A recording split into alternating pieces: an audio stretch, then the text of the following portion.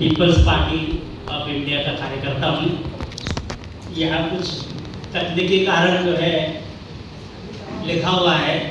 अंग्रेजों के ज़माने में भी जो है जो क्रांतिकारी थे ऐसा अपना नाम छुपा के काम करते थे, बम फोड़ते थे, गोली मारते थे जहाँ जुल्म हो जाता था। चूँकि हम फुले शाहू अम्बेडकर का आंदोलन चला रहे हैं और संविधान के रास्ते चल रहे हैं, इसलिए जो है वो काम हम नहीं कर रहे हैं आज़ादी की लड़ाई में।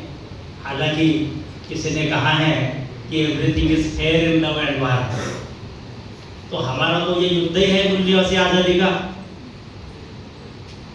और ये सपना हमारे पुरखों ने देखा था और उन पुरखों की बदौलत जो है हम आज यहाँ तैयार हुए लोग दिख रहे हैं। वो सपना भी हमने करीब 78 के करीब देखा था, जिसके 25 साल पटना के अधिवेशन के दौरान हमें बताया गया। हम जुम्मा 8 दिन जो है जुड़े थे बामसेप से कि हम बामसेप की स्थापना का 25वां साल और अधिवेशन मना रहे हैं। उस हिसाब से देखें अगर हम आज पीछे देख करके और समापन का कार्यक्रम है, हम 2 दिन आगे पीछे देख रहे हैं। यादव चौहान साहब ने बताया, तो अभी ज़रूरत आन पड़ी है कि 25वां साल तो पीछे छूट गया और 50वां साल आने जा रहा है। बामसेप के स्थापना का 50वां साल अगर मैं 78 पकड़ूं और इसमें 5 जोड़ूं तो 2028 में जो है बामसेप के 50 साल पूरे हो जाएंगे। और हमें आशा है, उम्मीद है बोरकर साहब जो है उसमें भी हमें मार्गदर्शन करेंगे। जो है इन्होंने 25वें साल में भी किया था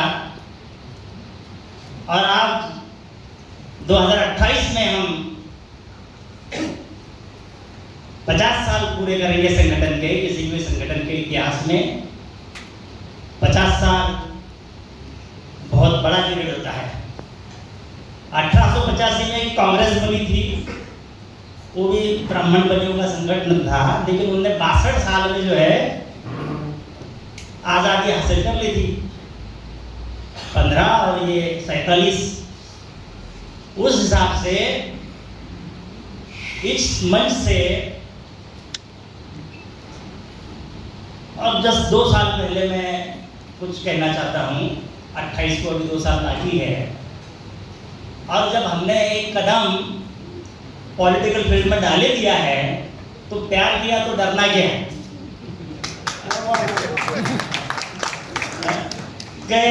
और एक भाई ने कहा कि भाई मुझे कुछ हमारे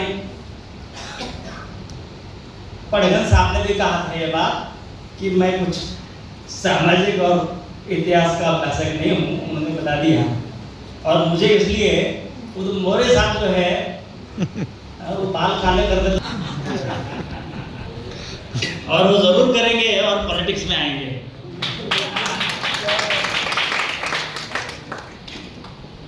तो उन्होंने कहा कि ये पीपीआईडी के कार्यकर्ता, हाँ मैं पीपीआईडी का हूँ, रहूंगा और जब तक मूल निवासी आज़ादी का सपना नहीं पूरा होता इंशाल्लाह हम बिल्कुल यही काम करेंगे। क्योंकि बात सपने की, अब सपने हम अकेले देखते हैं कि मिलजुल के देखते हैं? मांगेला साहब मिलजुल के। कौन साथ में रहता है सपने में आपके?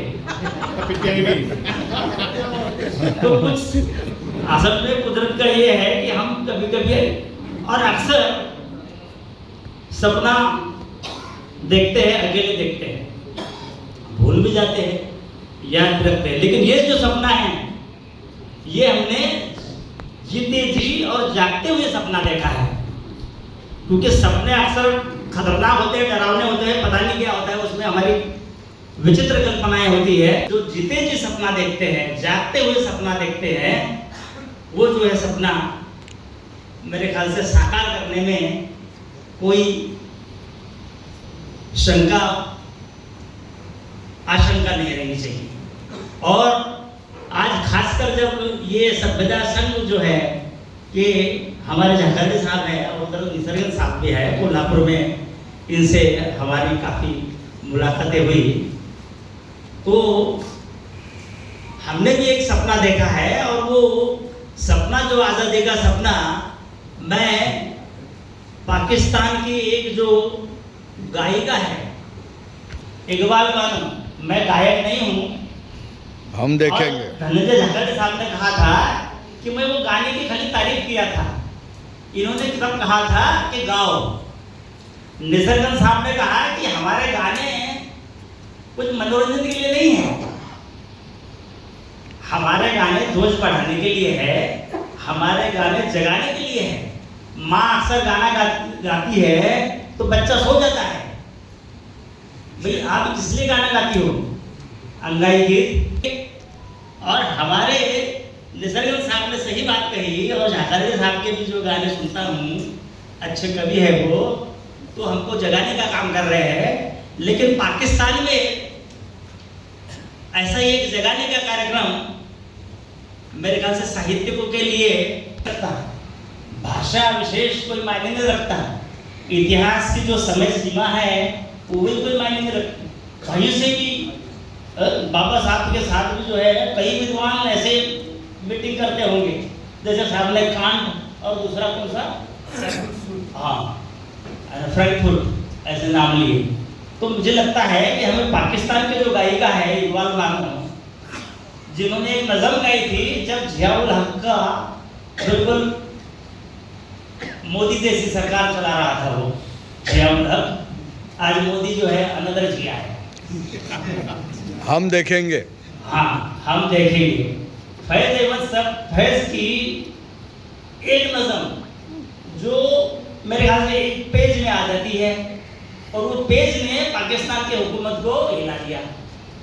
एक पेज ने, एक कविता ने, 1 मिनट की कविता ने उसको जेल में डालवा दिया फैज अहमद फैज को। 1 मिनट की उस कविता ने फैज अहमद फैज को देश बदर कर दिया। ये देश बदर और जिला बदर, अभी हाल ही में हमारे एक कार्यकर्ता है देहरादून के, उनको जिला बदर कर दिया था। ये बदर शब्द मैंने पहली बार सुना। देश निकाला या गांव से निकाल दिया, या तड़ीपार जो है, एक तड़ीपार है, दूसरा जिया है जो हुकूमत कर रहे हैं। तो हमारे फैज अहमद फैज साहब को भी जो है तड़ीपार कर दिया था। और ऐसे हालात में जियाउल हक के हुकूमत के होते हुए इकबाल बानो ने 1986 में वो नज़म गाई। अब झाकर्डी साहब वो नज़म सुनना चाहेंगे? बिल्कुल, क्योंकि आज अगर मैं छोड़ दिया तो वो बोलेंगे आपने क्यों नहीं गाई। प्रस्तावना ज्यादा हो गई, क्योंकि जो है मैं चाहता हूँ कि जो इंतजार का फल मीठा होता है ना, और जो है ज्यादा खींचूंगा नहीं तो ये कहेंगे क्या है करो। तो मैं अपनी जो भी आवाज है उसमें थोड़ा सा इस नज़म पर थोड़ा सा गौर करने की जो है जहमत उठा रहा हूँ।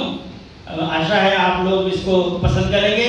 और जो सपना फैज अहमद साहब ने देखा था, जो सपना हमारे अनगिनत मूल्यवासी साथियों ने देखा है, आज़ादी का सपना, व्यवस्था परिवर्तन का सपना, वो जो है हम साकार करने में नई एनर्जी के साथ, नए जोश के साथ आगे बढ़ेंगे। इस आशा के साथ मैं ये कविता हम देखेंगे,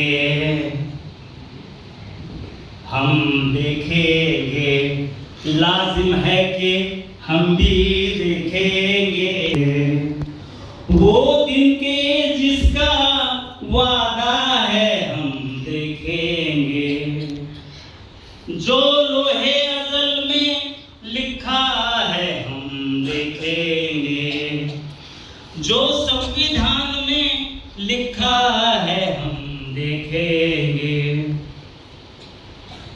जब जुल्मों सितम के कोहे गरा,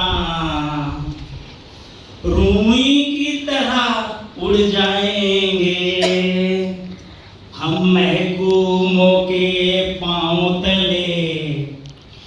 ये धरती धड़ धड़ धड़केगी और अहले हकम के सर ऊपर ये बिजली कड़कड़ कड़केगी। हमें लाजिम है कि हम भी देखेंगे, हम देखेंगे।